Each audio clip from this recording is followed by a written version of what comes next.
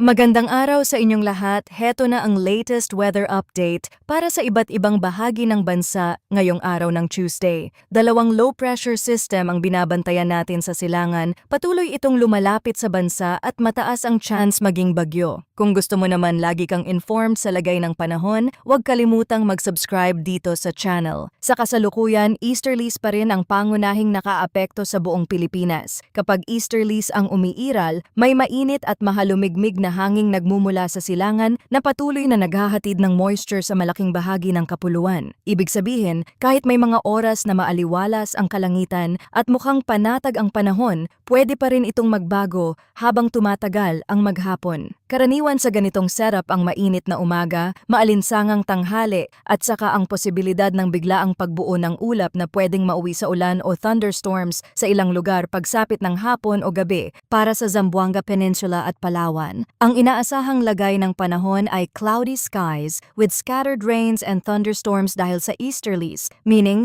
hindi lang ito simpleng ambon o maikling buhos. May malinaw na posibilidad ng mga pag-ulan at thunderstorms na pwedeng magdala ng moderate hanggang minsan ay heavy rains. Dahil dito, may banta ng flash floods o landslides, lalo na sa mga komunidad na mababa ang lugar, malapit sa ilog o nasa paanan ng bundok. Kaya para sa mga nasa Zamboanga Peninsula at Palawan, mas mabuting maging alerto sa mga oras na lalong kumakapal ang ulap at tumitindi ang buhos ng ulan dahil sa ganitong sitwasyon, pwedeng mabilis lumala ang lagay ng panahon sa loob lamang ng ilang oras. Sa Zamboanga Peninsula, mahalagang tandaan na kahit hindi magdamag ang pag-ulan, ang paulit-ulit na pagbuo ng ulap at thunderstorm ay sapat para magdulot ng panganib sa ilang lugar. May mga lugar na pwedeng magsimula ang araw na maulap pa lang, pero habang tumatagal ay saka lumalakas ang ulan at nagiging mas aktibo ang thunderstorm activity. Sa Palawan naman, kahit may mga sandaling pwedeng lumiwanag ang kalangitan, hindi ito garantiya na tapos na ang masamang panahon sa araw na iyon.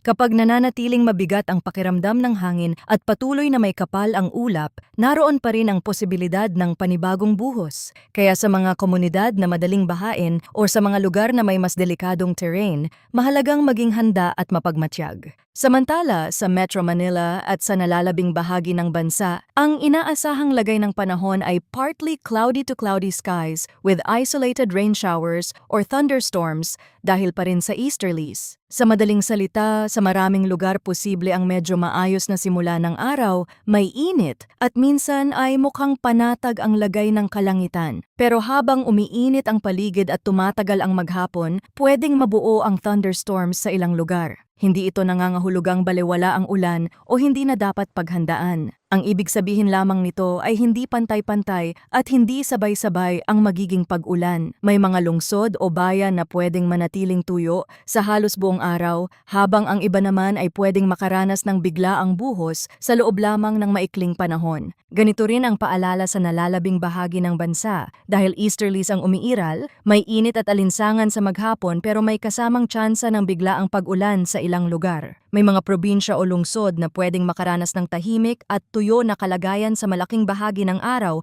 pero may ibang bahagi naman na biglang didilim ang ulap at bubuhos ang ulan. Kaya hindi sapat na tumingin lang sa lagay ng panahon sa isang oras ng araw. Kapag napansin ninyong mas umiinit ang paligid, mas mabigat ang pakiramdam ng hangin, at unti-unting dumadami ang makakapal na ulap, pwede iyong senyales ng nabubuong thunderstorm. At kapag severe ang thunderstorm, posible pa rin ang flash floods or landslides sa mga sensitibong lugar, lalo na sa mga mabababang komunidad at sa mga bahaging madaling gumuho ang lupa. Pagdating naman sa hangin at kondisyon ng karagatan, mas kailangang tutukan ang extreme northern Luzon. Dito, inaasahan ang katamtaman hanggang malakas na hangin mula sa hilagang silangan, habang ang coastal waters ay nasa moderate to rough na kondisyon na may taas ng alon na mula 1.5 hanggang 2.8 meters. Ibig sabihin, mas magalaw ang karagatan sa bahaging ito kumpara sa ibang lugar sa bansa. Para sa mga mangingisda at sa mga gumagamit ng maliliit na bangka sa pinakahilagang bahagi ng Luzon,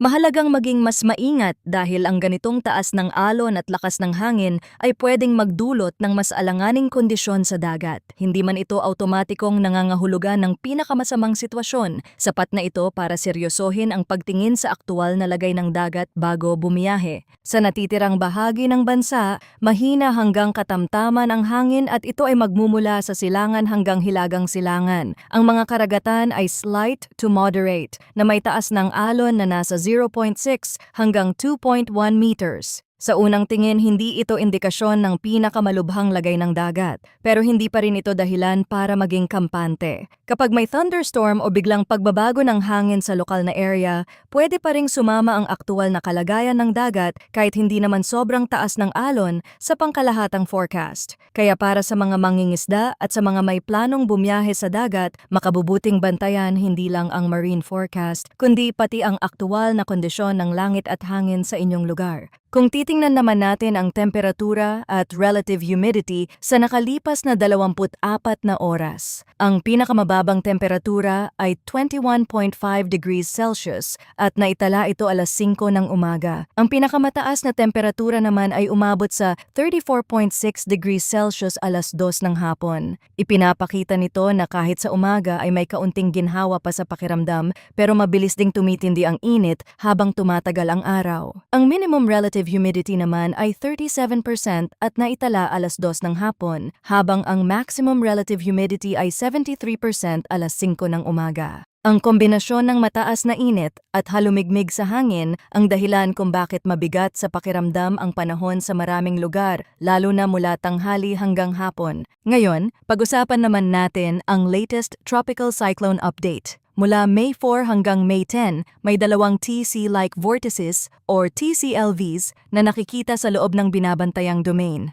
Ayon sa forecast, ang TCLV-1 na nasa eastern boundary ng PAR ay may low likelihood ng tropical cyclone formation at posibleng pumasok sa Philippine Area of Responsibility. Ibig sabihin, may isang sistemang dapat ng bantayan dahil may posibilidad itong makapasok sa ating monitoring area, pero sa puntong ito, mababa pa rin ang tsansa ng ganap na pagdevelop nito bilang isang mas organisadong tropical cyclone. Bukod dito, ang TCLV-2 na nasa eastern boundary ng monitoring domain ay may low to moderate chance ng tropical cyclone development at inaasahang kikilos sa northeastern portion ng PAR sa week 1. Meaning, hindi lang isang posibleng sistema ang binabantayan sa mas malawak na paligid ng bansa kundi dalawa. Sa ganitong sitwasyon, mahalagang bantayan kung alin sa dalawa ang mas may tsansang mag-develop ng mas organisado at kung alin ang posibleng may mas malinaw na impluensya sa ating lagay ng panahon habang papalapit ang mga araw. Pagdating naman sa week 2 mula May 11 hanggang May 17,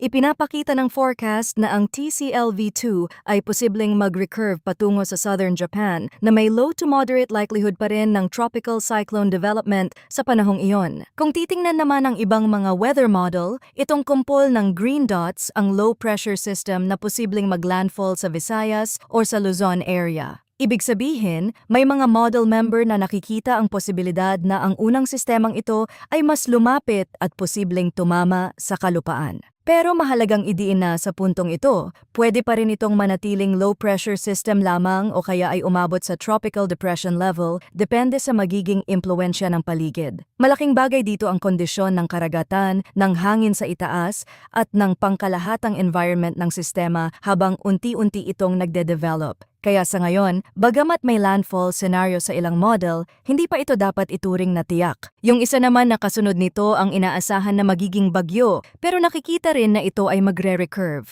Meaning, sa halip na diretsyong tumama sa kalupaan, may mga senyales na maaari itong umakyat at lumihis paalis sa mas hilagang bahagi. Anumang oras o araw ay pwedeng magbago ang kilos at galaw ng mga sistemang ito. Iyan ang dahilan kung bakit napakahalaga ng patuloy na pag-monitor.